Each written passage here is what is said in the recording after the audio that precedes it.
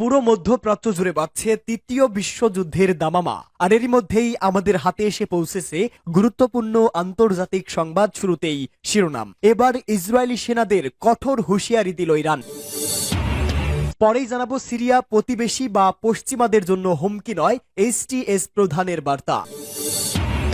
জানিয়ে দিব জাতিসংঘে কানাডার উদ্বেগ পাশ হওয়ার প্রস্তাব প্রত্যাখ্যান করল ইরান। এরপরেই জানাবো ইয়েমেনে ইসরায়েলি বাহিনীর ব্যাপক হামলা। এবং সর্বশেষ থাকবে গাজায় 24 ঘন্টায় আরো 38 ফিলিস্তিনি নিহত। এতক্ষণ শুনছিলেন সংবাদ শিরোনাম, এবারে বিস্তারিত। তবে তার আগে প্রতিদিনের আপডেট আন্তর্জাতিক সংবাদ সবার আগে পেতে ভিডিওটিতে একটি লাইক দিয়ে চ্যানেলটি সাবস্ক্রাইব করার অনুরোধ রইল।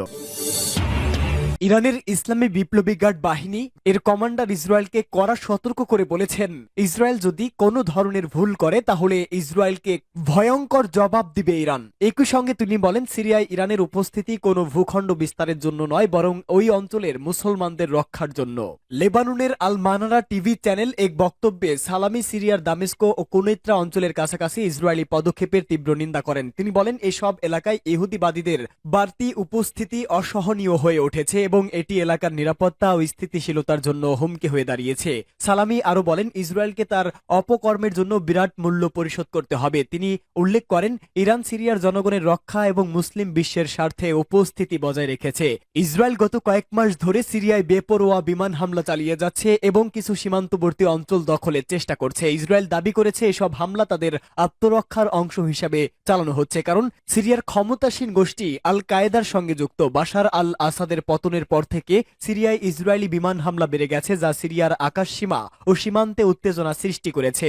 ইরান পতিত সিরিয়ায় আসাদ সরকারকে সমর্থন দিয়ে এসেছে। এখন আসাদ সরকারের পতনের পর ইরানের ভূখণ্ড এই অঞ্চলের নিরাপত্তা এবং মুসলিম জনগণের জন্য গুরুত্বপূর্ণ বলে মনে করছে বিশ্লেষকরা।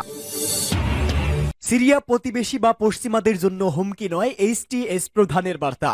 সিরিয়ার মিলিটারি অপারেশন অ্যাডমিনিস্ট্রেশন এবং বিদ্রোহী গোষ্ঠী হায়াত তাহরির আশ-শামের প্রধান আহমেদ আল সারা জানিয়েছে, তার দেশ এক দশকের বেশি সময় ধরে যুদ্ধে ক্লান্ত। বর্তমান এটি তার প্রতিবেশী বা পশ্চিমাদের জন্য হুমকি নয়। দামেস্কে বিবিসিকে দেওয়া এক সাক্ষাৎকারে তিনি সিরিয়ার উপর থেকে সব ধরনের নিষেধাজ্ঞা তুলে নেওয়ার আহ্বান জানান। বিবিসিকে সিরিয়ার কার্যত নেতা আহমেদ আল সারা বলেন, এখন এত কিছু হওয়ার পর নিষেধাজ্ঞা প্রত্যাহার করতে হবে, কারণ তারা পুরো শাসনের লক্ষ্যবস্তু ছিল। শিকার এবং নিপীড়কের একইভাবে ব্যবহার করা উচিত নয়। বিদ্রোহী গোষ্ঠীগুলো সাবার নেতৃত্বে, যা 2 সপ্তাহের কম আগে বাশার আল আসাদের শাসনকে পতন করে। বিদ্রোহী জোটটির প্রভাবশালী গোষ্ঠী হায়াত তাহরির আল শাম এইচটিএস নেতা পূর্বে আবু মোহাম্মদ আল জোলানি নামে পরিচিত ছিল। যুক্তরাষ্ট্র ইসলামিক স্টেটের পুনরুদ্ধার ঠেকানোর লক্ষ্যে সিরিয়ায় অবশিষ্ট সন্ত্রাসী গোষ্ঠীগুলোর বিরুদ্ধে অভিযান চালাচ্ছে। এইচটিএস একসময় সিরিয়ার আল কায়েদা শাখার সঙ্গে জড়িত ছিল, তবে এইচটিএস বলছে তারা এখন নিজেদের বদলে ফেলেছে এবং সবাইকে নিয়ে কাজ করার মতো একটি ব্যবস্থা চালু করতে চায়। তাদের মূল লক্ষ্য এখন প্রতিষ্ঠান গড়ে তোলা। জাতিসংঘে কানাডার উদ্যোগ পাশ হওয়ার প্রস্তাব প্রত্যাখ্যান করল ইরান। জাতিসংঘ সাধারণ পরিষদ কানাডার উদ্যোগে ইরান বিরোধী যে প্রস্তাব পাশ করা হয়েছে তা কঠোর ভাষায় প্রত্যাখ্যান করেছে তেহরান। ইরানের পররাষ্ট্র মন্ত্রণালয়ের মুখপাত্র ইসমাইল বাকাই বলেছেন, ভিত্তিহীন দাবি ও ত্রুটিপূর্ণ তথ্য প্রমাণের উপর নির্ভর করার কারণে এটি আইনগতভাবে ভিত্তিহীন এবং মৌলিকভাবে অবৈধ। জাতিসংঘ সাধারণ পরিষদে ইরানকে মানবাধিকার লঙ্ঘন করার দায়ে অভিযুক্ত করে একটি প্রস্তাব পাশ হয়। প্রস্তাবটির পক্ষে মাত্র 80 দেশ ভোট দিলেও 68 দেশ এর বিরোধিতা করে এবং 27টি দেশ ভোটদানে বিরত থাকে। বাকাই বলেন, জাতিসংঘের বেশিরভাগ সদস্য দেশ প্রস্তাবটির বিরোধিতা করেছে অথবা ভোটদানে বিরত থেকেছে। এইসব দেশ মূলত মানবাধিকারকে রাজনৈতিক হাতিয়ার হিসেবে ব্যবহার করার জন্য সাংস্কৃতিক বিরোধিতা করেছে। ইরানের পররাষ্ট্র মন্ত্রণালয়ের মুখপাত্র বলেন, যে দেশটি ইরানের বিরুদ্ধে মানবাধিকার লঙ্ঘনের অভিযোগ এনেছে এবং তাকে যারা সমর্থন জানিয়েছে তাদের নিজেদের রয়েছে মানবাধিকার লঙ্ঘন করার দীর্ঘ ইতিহাস। বিশেষ করে বর্তমানে গাজা উপত্যকায় ইসরায়েল যে যুদ্ধ অপরাধ ও মানবতা বিরোধী অপরাধযোগ্য চালাচ্ছে তার প্রতি এসব দেশের সর্বাত্মক সমর্থন রয়েছে। এছাড়া প্রস্তাবটির পক্ষে ভোটদানকারীর বেশিরভাগ পশ্চিমা দেশ ও ইসরায়েলকে মানবাধিকার লঙ্ঘন করার কাজে সহযোগিতা করে যাচ্ছে বলেও তিনি উল্লেখ করেন। বাকাই বলেন, পশ্চিমা দেশগুলো মানবাধিকারকে তাদের অশুভ রাজনৈতিক উদ্দেশ্য চরিতার্থ করার হাতিয়ারে পরিণত করেছে। তিনি সরাসরি ইহুদিবাদী ইসরায়েল, আমেরিকা, ব্রিটেন ও কানাডাকে মানবাধিকারের চরম লঙ্ঘন বলে উল্লেখ করেছে। ইয়েমেনে ইসরায়েলি বাহিনীর ব্যাপক হামলা। ইয়েমেনের বিদ্রোহী গোষ্ঠী হুতি নিয়ন্ত্রিত সামরিক স্থাপনায় ব্যাপক হামলা চালিয়েছে ইসরায়েলি বাহিনী। জ্বালানি ও তেল স্থাপনা ছাড়াও ইয়েমেনের একটি বন্দরে ইসরায়েলি বাহিনীর হামলার দাবি করেছে। কাতার ভিত্তিক সংবাদ মাধ্যম আল জাজিরা ও এএফপির প্রতিবেদনে এ তথ্য জানানো হয়েছে। হুতি নিয়ন্ত্রিত আল মাসিরা টিভিতে বলা হয়েছে, ইয়েমেনের রাজধানী সানা এবং বন্দরনগর হোদেইদাহে বৃহস্পতিবার ভোরে সিরিজ হামলা চালিয়েছে ইসরায়েল। সানায় দুটি কেন্দ্রীয় জ্বালানি স্থাপনা ও হোদাইদাহে একটি তেল স্থাপনা লক্ষ্য করে হামলা চালানো হয়েছে। তবে এসব হামলায় কি পরিমাণের ক্ষয়ক্ষতি হয়েছে বা হতাহতের ঘটনা ঘটেছে কিনা সেই সম্পর্কে বিস্তারিত কোনো তথ্য জানায়নি ইয়েমেন। এদিকে ইসরায়েলি বাহিনীর দেওয়া বিবৃতিতে বলা হয়েছে, হুতি গোষ্ঠীর সামরিক উদ্দেশ্যে ব্যবহৃত স্থাপনায় লক্ষ্য করে হামলা চালানো হয়েছে।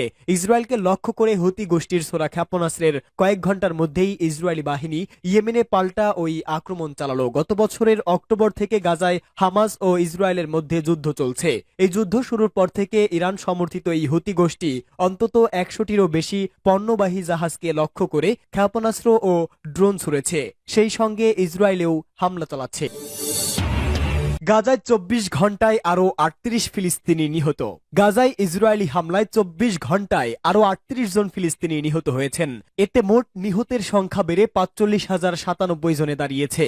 আনাদুলু এজেন্সির এক প্রতিবেদনে এই তথ্য জানানো হয়েছে। ইসরায়েলি হামলায় গত 24 ঘন্টায় আরও 38 ফিলিস্তিনি নিহত হয়েছে। এ সময়ে আহত হয়েছেন আরও অন্তত 203 জন। এছাড়া হামলার কারণে আরও অনেকে পাথরের নিচে আটকা পড়ে আছেন, যাদের উদ্ধার করা সম্ভব নয়। ইসরায়েলি হামলায় গাজায় মোট 45,097 জন নিহত হয়েছেন। তাদের মধ্যে 17,492 জন শিশু রয়েছে।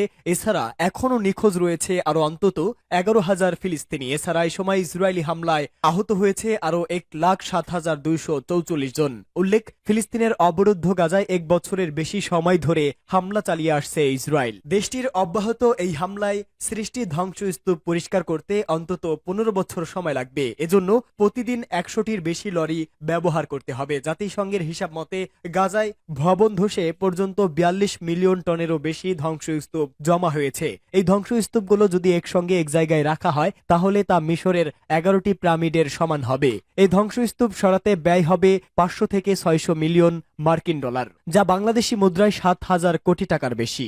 গাজায় 1,37,297টি ভবন ক্ষতিগ্রস্ত হয়েছে, যা অঞ্চলটির মোট ভবনের অর্ধেকের বেশি। ক্ষতিগ্রস্ত ভবনের মধ্যে 1/4 পুরোপুরি বিধ্বস্ত হয়ে গেছে। এছাড়া 1% মারাত্মকভাবে ক্ষতিগ্রস্ত হয়েছে এবং